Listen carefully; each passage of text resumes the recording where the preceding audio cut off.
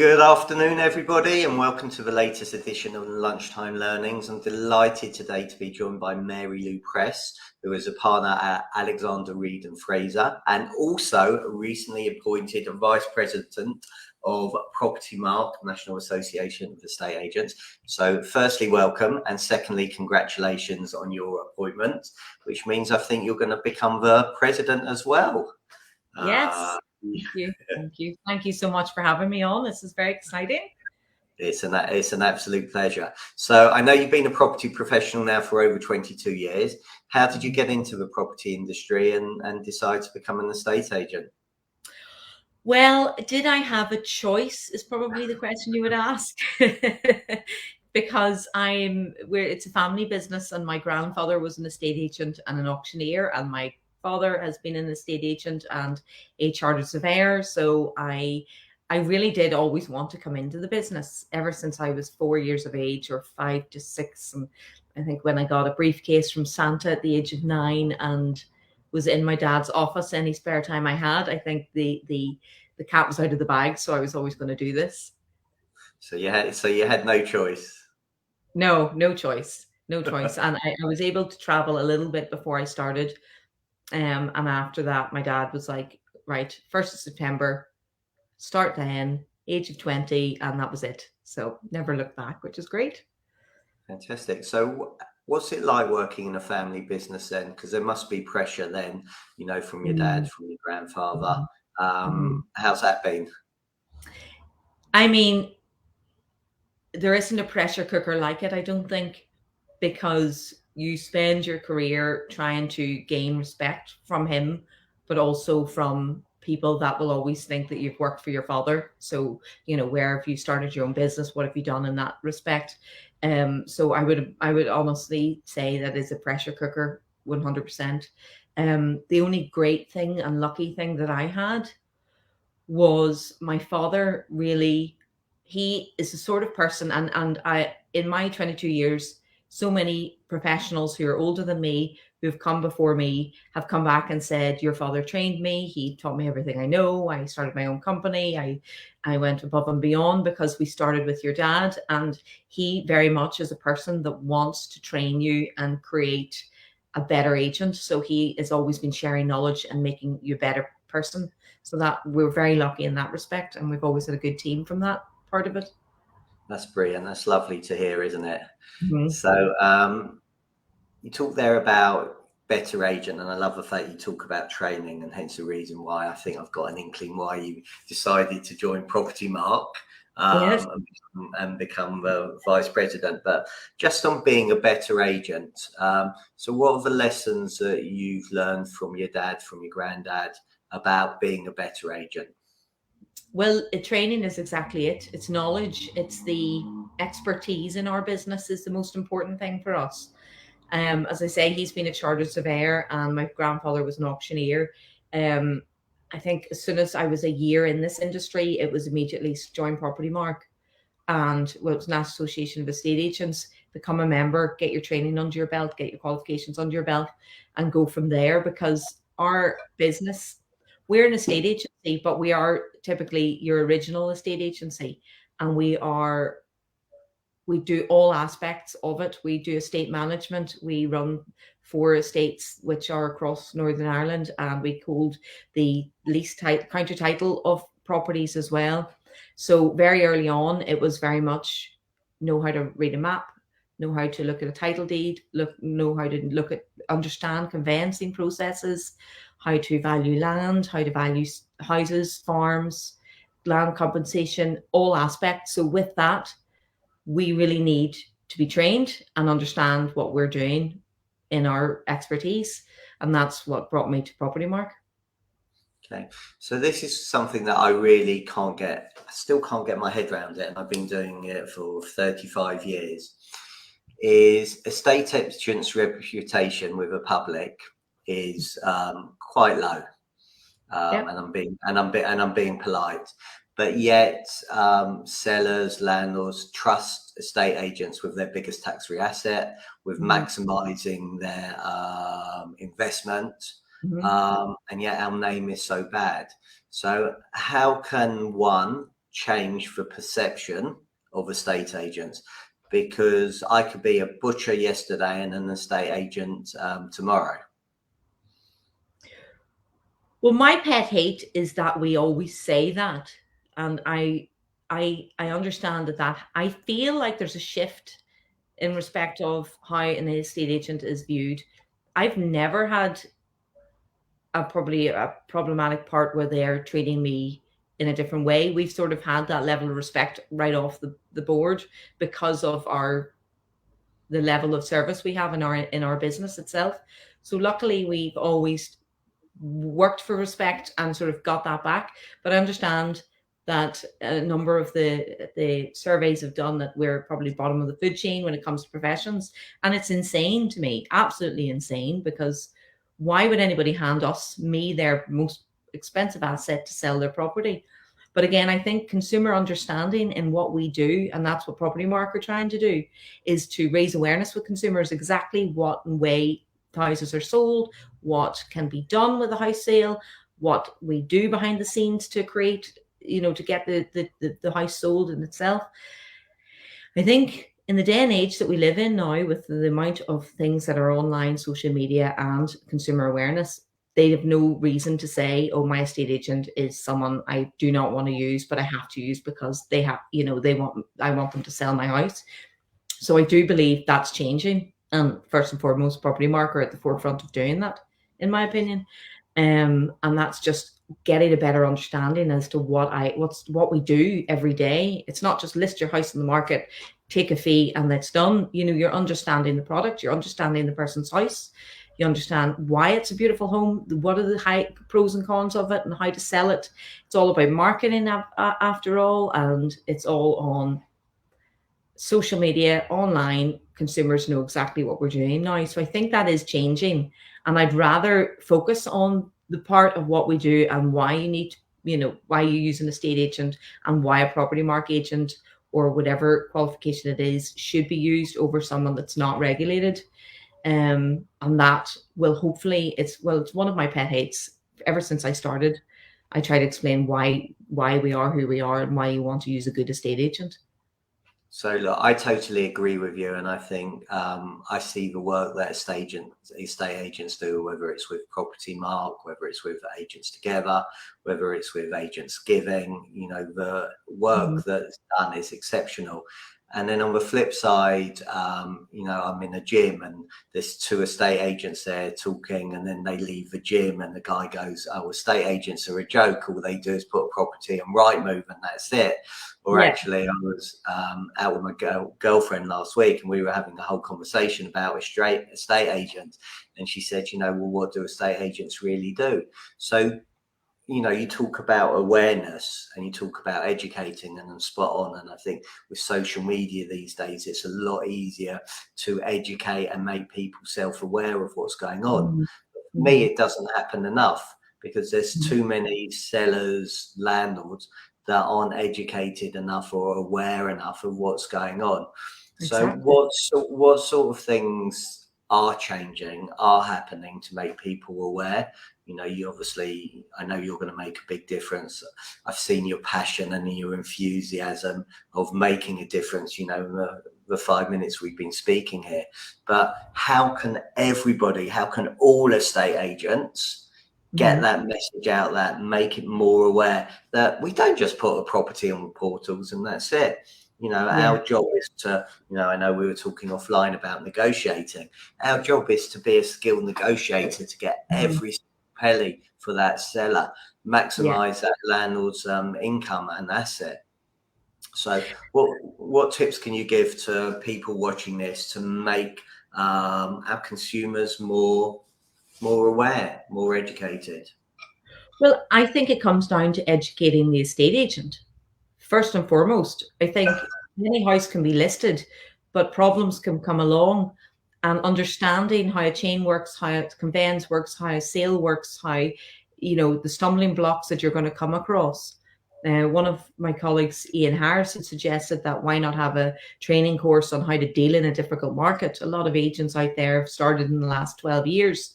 didn't see the recession before, have seen a steady good market, how to adapt in that kind of market, how to sell something, negotiate in that market, how to raise consumer awareness of what you do, but that's vendor awareness. So we're going out to properties and valuing them, and we're not just saying this is the price, this is our fee. We're telling them how we can sell in a difficult market. And I think it comes down to training every time. The estate agent must be qualified, they must be trained, they must understand how the process works. And then from then on, I think there's a massive buy-in from the Law Society, from surveyors, as we are working with the Law Society of Northern Ireland at the moment. They are keen to work with us estate agents, surveyors and mortgage brokers to streamline the process so consumers aren't hit with a wall of confusion, aren't not understanding how it all works, training them and how it works, and as well as the agents involved. Now, don't get me wrong, listening to you there for a minute, it made me think back to other agents I have dealt with. And yes, I can understand why we don't have some way a good relationship or a good reputation. But that comes down to training, I think, and how an estate agent is qualified. I mean, it's all about how the agent gets, I think most of us in a state agency are really passionate, and we always will be. Nobody in a state agency, I don't think, wouldn't be in it if they didn't want to be in it. We all love what we do. It's the best. I think it's the best job in the world because there's never a dull moment. So why would you not want to understand how it works to enjoy your job and get the most out of your career? I couldn't agree more with you. Yeah. It's just getting that message out there Yes. to people. So let's talk about the training you do internally then. So I start, well, first of all, recruitment wise. So what are you looking for? What's a top performing agent look like in Mary Lou's mind? How would I get a job there? Yes. Well, initiative is huge. I think we can train each other and we can make sure you're a good agent, but you have to have initiative. You have to be transparent. You have to be the most honest person that I can work with. I can't abide if you're not honest. And in our business, you have to be literally I think when I first started, and for instance, I was training, I very much was by the book, and which I am obviously, but it was very much to the point of a conflict of interest of two buyers that were bidding on a property you were selling. And I remember both of them wanted to sell with me. And I said to the second bidder, I can't because it's conflict, because I'm already going to list the first bidder. The different things, there's different steps you went to. But also if you get a gazumping happening and, people come along and you worry that you have to tell them little, I feel you should tell them as much as possible so they understand why this has happened and what is happening. So with my training and my staff, we rigorously go through our Propertymark courses, and I join them all up as soon as they start, and then going through their qualifications on that respect. We are both RICS and Propertymark, so there's training from both sides. But if a member of staff was coming to work for me, it would have to be a very genuinely honest, happy person, someone that loves people. Because in our business, there's no business without actually enjoying, getting to know all these different types of people as well, and integrity, really. So not just a salesperson. It has to be someone that is ready to learn and know everything about our industry. Okay, so I've been to Australia, I've done some work in America, I've done some work in Republic of Ireland, and all those places agents are licensed. Yes, that would be beautiful. I mean, when the talk of ROPA coming was just brilliant, best thing ever to happen. I just don't know. I wish it could. I hope it comes back. I hope the wheels start turning, and the wonderful people like Trading Standards and the Ombudsman and different ones are going to say, yes, we do need this, because that's where it falters. I can be the best agent I can be, but if I'm up against someone that has no training and doesn't care and, skips the rules, then that needs to stop. They need to be trained, and they need to be a certain level of qualification to sell a person's property. Look, I couldn't agree more, and I think it frustrated me 30 years ago, and it still frustrates me now. And I think the other thing that really frustrates me as well is collaboration. I think you put it very well before about mortgage brokers and solicitors. Um, Mhm.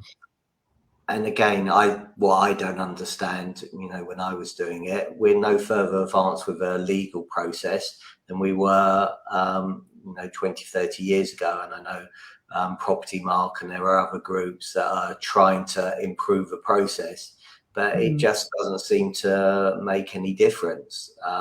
So again, how can, I suppose, the public be educated? How can agents be educated about the whole journey about getting sales through a lot quicker? Because I think, again, that's what makes the whole process so stressful. And our Mhm. job, surely, as agents, is to take the stress out of it. But there's got Yeah. to be, I looked on LinkedIn and I see agents and mortgage brokers and solicitors all blaming each other. Well, actually, we need to be helping each other. We need to be there to help the consumer, not be so fragmented. But that's it. And it's all about transparency. It's all about working together. There is no better. I, that's why with Northern Ireland, luckily, I'm representing Propertymark with all the state agents as well in working with the Law Society of Northern Ireland. We brought out a memorandum of understanding in 2018.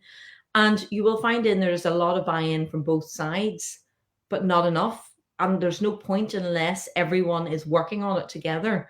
And the Law Society, they also said the same thing, that their conveyancers need to be using it and following it as well. We're rewriting it and making a second version coming out hopefully probably next year. And it's the simplest thing in the world, and it's called communication. How easy is it to communicate with each other? Why is that so difficult? And I think you have to, it would be lovely to get everybody in the room and say, this is why we do what we do, and why you need to communicate with us, and why you need to be transparent with us, and why we ask you to to get the searches done at the very, once you market the property. So I think it's a buy-in from everyone to work together, communicate with each other, but a level of respect with each other that they will communicate. I mean, I know obviously working with the Law Society is exceptional, but we need to get the buy-in from all the conveyancers to respect the agent, to know that we obviously are not a legal person. I never hold my hands up to say I have any legal expertise whatsoever, but to understand the process of how it goes, and that they understand that we are qualified and know how it works as well. And then consumers are protected because the consumers are offered a better service if everyone communicates, understands the process, and is trained to see, I don't know about you, but if you could, most sales, you can see the future and to know, is this going to be it? Is there going to be something wrong? Why in Propertymark we have the PIQ, which is Property Information Questionnaire, get all the information about the house, understand the house, know your product, know exactly what you're selling, know your client, and then you have everything prepared for everybody else. And then you can get ready for listing and have a better service. But see all what's coming down the road. It's like a buyer. When you get a buyer, you can see if they're genuine. I don't know about you, but when it's a person business, you have to be able to read the people and understand if they are here for a time waster, should I say, or they're actually genuine buyers as well. So sorry, I went off a bit there, but yes, it was mainly with training and people understanding and communicating with each other properly. Okay, lovely. Right. So I've got loads of questions from what you've just said, Okay. if that's okay. So just for anybody who doesn't know, what is the memo of understanding, please? So it's a memorandum of understanding. It was launched in 2018, and it's with the RICS, the Law Society of Northern Ireland, and Propertymark estate agents, and it's for all the estate agents and the conveyancers and the surveyors, and it's to improve the communication between all the professions. Um, it's not working. We're hopefully the second version will work, because I think we need the buy-in from all the stakeholders in it. I spoke at the Law Society Conveyancing Conference last November, which was albeit terrifying but brilliant, because I was able to get across what agents do and why we, say for instance, we're doing a sales progression and asking about how the chain is going. We've had bad experiences where they have phoned us to say, do not phone me. This is not what you need to be asking. We do not need to contact you. We will contact the buyer's solicitor and we'll tell you when it's completed. But from the CRM or CPR perspective, we have to get involved. We have to see how the chain is involved. We have to inform the buyer, seller, how things are going, and make sure everybody is communicating with each other. So that's the point of the MOU, which I believe in respect is the same with the home buying and selling group that are arranging how to prepare that and make the process transparent for the consumer, but also for the professions involved who talk to each other. Okay, and something I also picked on, you talked about the property information questionnaires, and actually that's one thing I see a lot on my training. You talked about knowledge, and I had an instance where I heard a story recently where an agent or a seller asked three agents to come in on the property. And he really wanted to use one particular agent, but that agent was the investment in the services was 2% plus VAT, and that particular seller said, you know what, you're just way too much money. So the agent said, look, I tell you what, why don't you get all of us to come round, go and view a property for all of us, and then you decide, you know, whether you want to use me or not. So I think there was one agent who came around and said he'd charge 0.75. The other agent, there was a 1%, and this other agent was at 2%. So he went, this person, and they went and saw the 0.75 agent. He turned up 15 minutes late. He didn't apologise. He said, will you hurry up, please? Because I don't even think he said please, but I don't want to be late for my next appointment. The one at 1% got asked loads of questions, said, got no idea, I'll come back to you, never came back to them. The 2% agent had the answer to every single question that would ever expected to be asked, was able to answer it, and that seller went with him. He said, now I understand what the difference is. So actually, you know, maybe anybody that's watching this, you know, how good are your systems and your processes? How knowledgeable are you when you go in? You know, do you know every single detail about that property that the buyer expects to ask? And you send out, as part of your terms of business, your property information questionnaire. I see so many of them that come back and go straight in the filing cabinet and never to be seen again, or never even to be sent to the solicitor once the sale's been agreed. So, you know, it's absolutely crazy. But then it's up to the solicitor to take that. This is one of the things that we're talking about, and in Northern Ireland we've created a smaller version because there's some are quite in depth, but it's to cover the bases and for them to get the estate agent the information so we can confirm. Well, our material information, for instance, we legally have to have this on our property details. We need the solicitor to tell us if it is 100% freehold or leasehold, because there's different things that can come up and jump up and you know, trip us up in some ways unless we have the facts. So those documents are extremely important. And plus, how can you sell a property without knowing everything about it? I know, it's scary. It is. It's scary. So you also talked about reading people. Yes. So questions we should be asking people to see, you know, whether, you know, how serious they are. I mean, for me, we're all doctors. So, you know, we should be diagnosing and then prescribing and helping people, whether it's a seller or buyer, but really getting to understand what their needs and wants are and their reasons why and their motivation for having to move. So any good questions that you feel agents should be asking to read people? I kind of like people to give me more information than they know they're giving me. So your immediate questions are genuinely, and I think it shouldn't be a question format, it'd be like a conversation. So it's all about how much information you can get from that person, builds on what you know, what they want, if they're moving now. You know, I don't know about you, but a lot of the time I know they're not going to move for 6 months. This is just the beginning of their process. This could take 2 years, but you're building on that relationship with them. And then, the simple questions of, what's your plan? Where are you moving to? Why are you moving? But then the more you build a rapport with them and get out of them, the more you can help with their, journey of buying or selling. Also the nitty gritty questions of, it never normally comes down for fee for me, because it's more so, I think, respectfully, you need to know your location.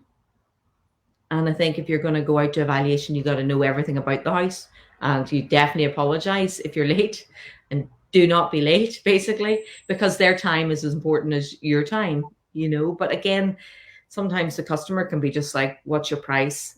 Thank you. Bye-bye. I've been chased out of houses before. There's no doubt. I know I'm not the agent because it's been that quick in evaluation. I know they've chosen their agent, But I think it's just a good way of, I go back to reading people.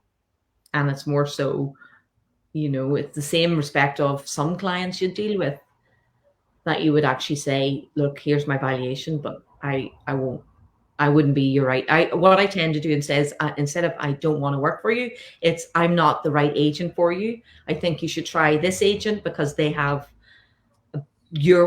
would be better suited for you. And that is less offensive, apparently. So that's good. Definitely, I agree. The other thing you talked about is, and picked up on it, you stood up in front of a number of people at the Law Society. Your face looks petrified now, just even thinking about it. It was 500. It was, they weren't all in the room, thank God, but it was dreadful. And there was some asleep at the front, and we'd only been in the room 25 minutes. That's good going, blimey. So getting out of your comfort zone, standing up in front of people. There's a lot of people that are watching this. All the magic happens when you're outside your comfort zone. If you're watching this and you struggle to do that, any tips about getting up and standing up in front of 500 people, or on Zoom, or actually now, you're going to be traveling around the country, you're going to be meeting loads of agents, you're going to be potentially meeting loads of government officials as well, and you have been in Northern Ireland. How can people get out of their comfort zone? How did you calm your nerves that day? Well, that day, I'm not sure. I mean, I don't know about you, but conveyancers are a different breed. So it was very scary because that I'm trying to build the respect they have for estate agents at the same time as speaking to them all. So it was intense. I'm not going to lie. But I think in that respect, I think we have to remember we're all people. They're just people you're talking to. And we go into strangers' houses every day. You don't know this person. You're walking into their home, which I find could have been seen as more uncomfortable than standing in a lobby and talking to 500 people. So I think you have to remember what you do every day and the confidence you have enjoying your job. Just use that. Stand in front of them and be yourself and be honest. And, I think it's the fear factor and trying to get over fear. Fear is our worst enemy because you feel like you should be scared of it, but then once it's done, and a few times you've done it, it's brilliant. And you hit the nail on the head at the very start. Was it's a treat to go out of your comfort zone. It just builds on your character. It makes you pushes you out of what you would not normally do. And also a training lady also helped me, and she said, hold something in your hand. If that helps, that'll help distract you from worrying about what you're saying, and be organized and have a plan, and just be structured as well. Okay, great. And Daniel, thanks very much for watching. He uses the Nike logo JFDI. So excuse my language, just effing do it. Okay, yes. Thank you. So thanks for watching, Daniel. Really appreciate it. Okay, well, look, I'm conscious of time, so a couple of other questions for you. You talked at the start about stress and stress working in the family business, maybe, and expectations working in the family business. So how do you deal with pressures of stress? There is wine involved.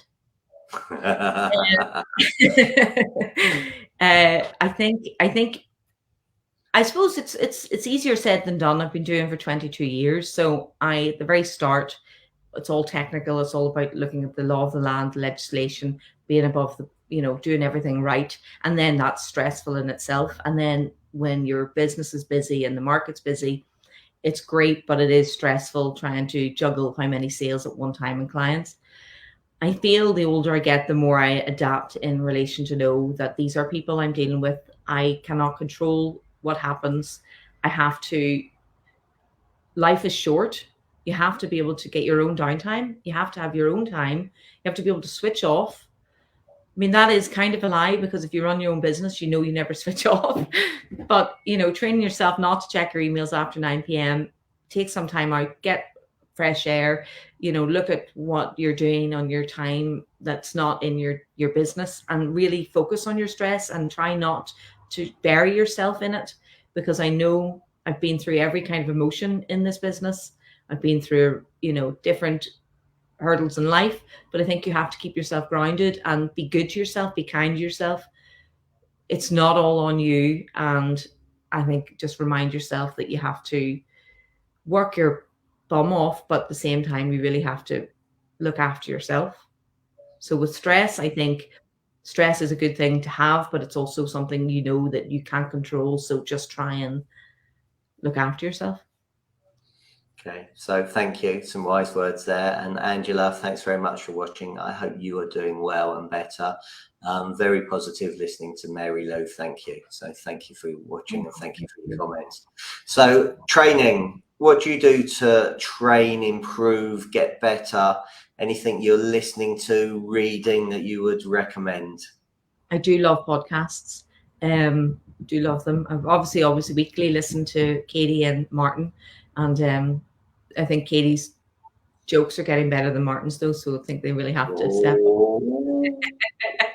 I'm sorry, I'm only kidding.